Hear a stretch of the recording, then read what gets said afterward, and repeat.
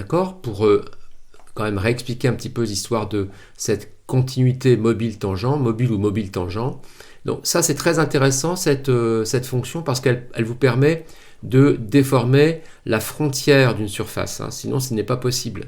Même en ajoutant des courbes de contrôle, on n'arrive pas à placer une courbe de contrôle aux limites. Donc si on veut déformer la limite, il faut se placer sur mobile ou sur mobile tangent si on veut conserver la tangence. D'accord?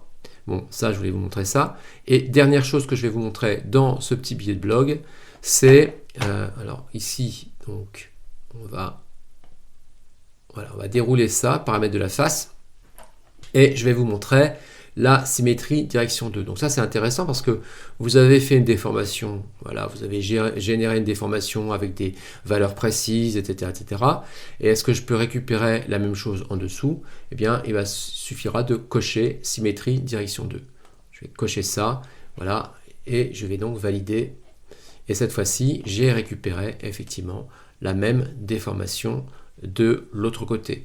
Donc, alors après, évidemment, il n'y a plus qu'à faire une symétrie. On peut très bien symétriser la chose. Donc si je vais dans fonction symétrie, je vais symétriser par rapport au plan de face, d'accord, et je symétrise un corps qui est ce corps ici, d'accord.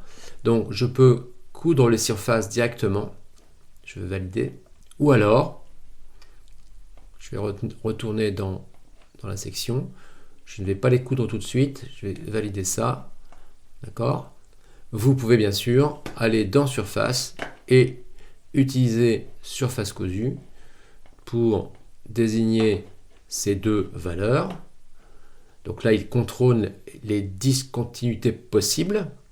Et là, ce qui est très intéressant, c'est qu'on va pouvoir créer un solide. Parce que ce n'était que des surfaces. Donc là, je peux très bien créer un solide si je valide ça.